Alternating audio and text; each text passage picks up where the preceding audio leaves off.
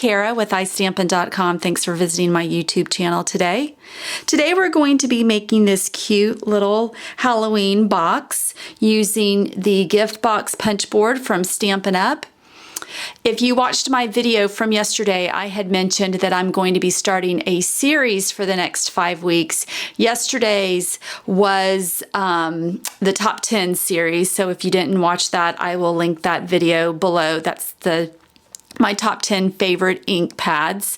Then today we're going to be making this project, and on Mondays I'm going to be focusing on a seasonal product from our holiday catalog. So with it being September, it's natural that I will be focusing on Halloween this month. So if Halloween is a favorite holiday of yours, please check back on Mondays and you will see some really cute gift ideas, or Halloween ideas, I should say. All right, let me zoom out and we'll get started.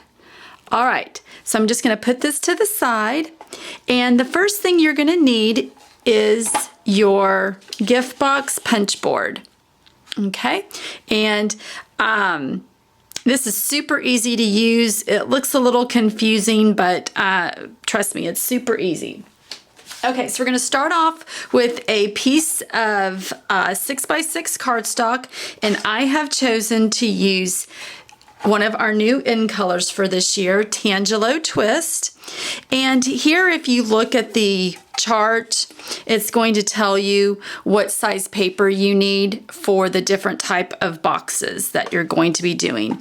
Now, this is the smallest box that you can make, and so it tells me here that we're going to need a piece of paper of 6x6. And it has a chart here that's really helpful because it can get a little confusing, but if you just follow this diagram, I should say, not chart, if you just follow this diagram, you shouldn't have any problems. Okay, so here it tells us the box size, that when the project is completed, it tells us the paper size, and then it also tells us the start line and the diagonal line. Okay, so here's the start line and here's the diagonal line. Now, I'm left-handed, so I've got to kind of twist this around. Right-handed people, y'all will be fine. You'll be able to keep it straight on. So for the start line, you're going to angle the paper. Okay, so the paper is going to be angled as you're working around it. Okay, so here's the S for small. So the first thing you do is line it up to the S, and then you're going to punch it. Okay, and then from there, you're going to score on the vertical, and then you're going to score on the horizontal. Okay, and then you're also going to score, you're going to do the S because we're making the small box. You're going to score on the diagonal. Okay, and then you just rotate it 90 degrees and you just repeat the same steps 3 more times. Okay, once you get the hang of it, it's super easy. It was a little awkward, I would say, the first time I did this, but I'm making my 4th box and now it's no problem. And whoops, just kind of went off there. That's okay, because that's going to be a flap. We're not going to see that.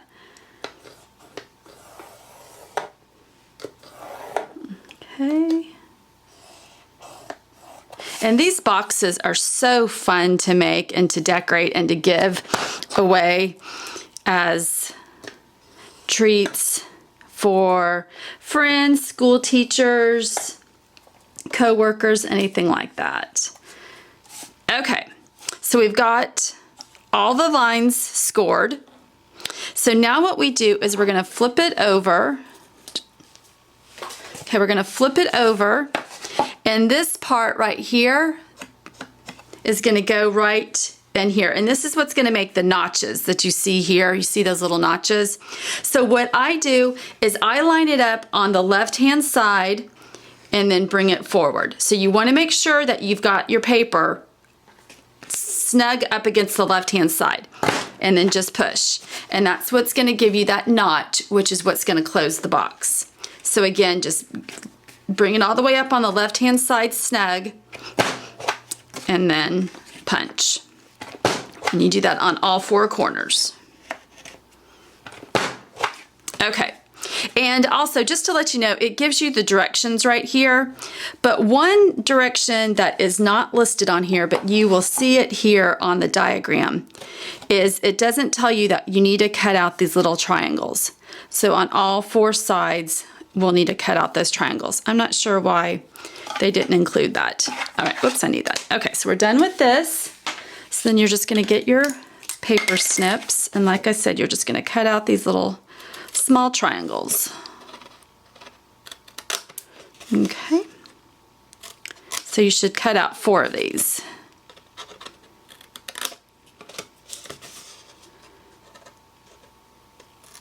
And I know I've been mentioning this on my videos recently, but there may be some new people here. But if you have not received a holiday catalog and you would like one and currently do not have a Stampin' Up! Demonstrator, please contact me. You can contact me a variety of ways, going to my website, which is www.istampin.com, and filling out a comment or the comment request, or you can make a comment here on the YouTube video and just let me know that you would like a catalog, and I would be more than happy to get one out to you. Okay, so I've folded on all the edges. Now here, now I have to fold these corners, and what I found is that the paper is a little bit more forgiving if I go out first. So I'm gonna fold all those on going out, and then it makes it a lot easier to bring those in. Okay, and so once we get up one side, you can see how the box starts to come together. Okay, and so we're gonna do this on the other side. And the great thing is this box doesn't need any adhesive. The way the box is designed, it stays together really good with these notches. Okay, so here what we're gonna do now is very carefully, we're going to close these notches like that, okay? Now we're gonna bring up the other side. Now this one is a little bit trickier because you're going over other layers of cardstock, and so this one's going to be just a little bit tougher, and so you want to be real gentle with these tabs. You don't want to rip them. Oops. Okay, there we go. And as I make more of these, it's gotten a lot easier to do that, and my box doesn't look so manhandled.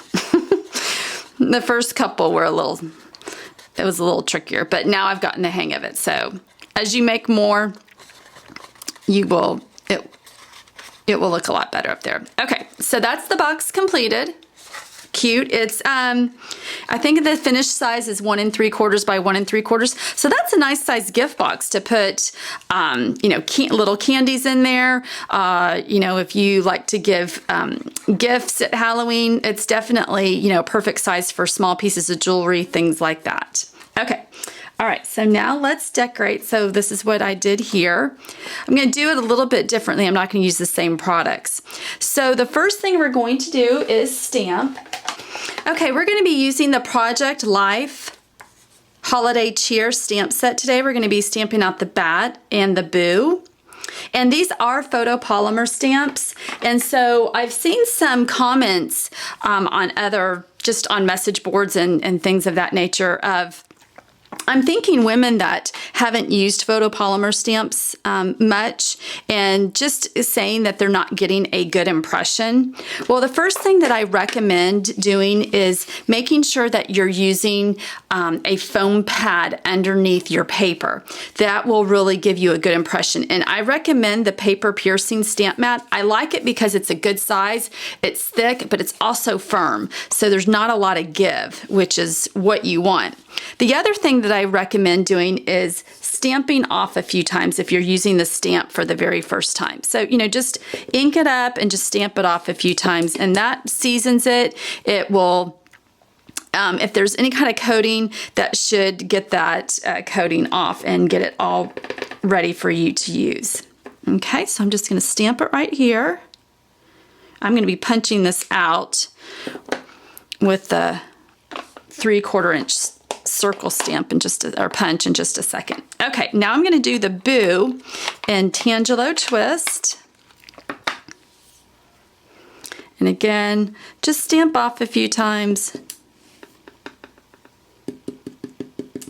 Okay. Okay, so now what we're going to do is just come right underneath the bat's feet. And hopefully, perfect. All right. All right, so now we're just going to punch this out with a 3/4 inch circle punch. And I'm going to cut off the wings just a bit, but that's okay. Okay. And then I'm going to punch out using a 1 inch circle punch, a circle of Tangelo Twist so I can layer.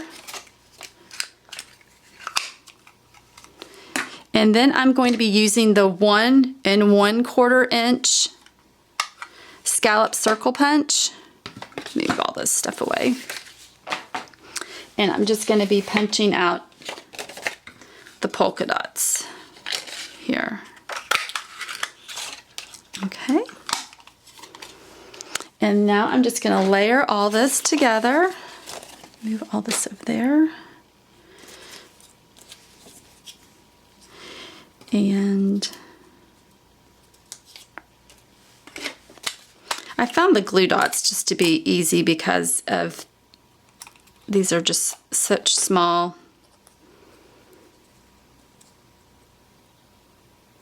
pieces of paper that using the snail is a little bit hard. Okay, so I'm going to pop this up with the dimensional and center that on the circle, the scallop circle. And then I'm just going to attach that right there. But first, here I did the 1/8 taffeta ribbon in black. I think for this one, I'm going to use the new cotton ribbon. And you need about, I think it was about 14 inches just to do a simple knot. If you're like me and don't want to waste too much ribbon, it's always nice to kind of know how much ribbon you need. So, all right, so.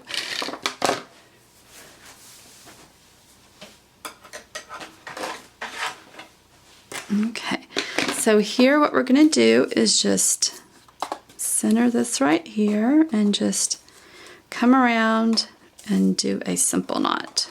And I love this cotton ribbon. If y'all haven't gotten any of this, it is so nice. It's so easy to tie. And it's just a really attractive ribbon. Oops.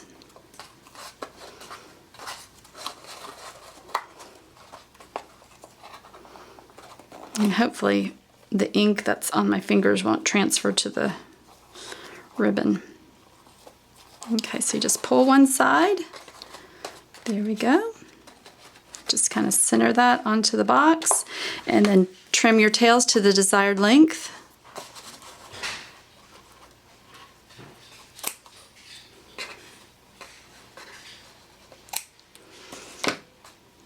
Make that a little bit shorter. Okay, and then use another dimensional to pop this up on the box.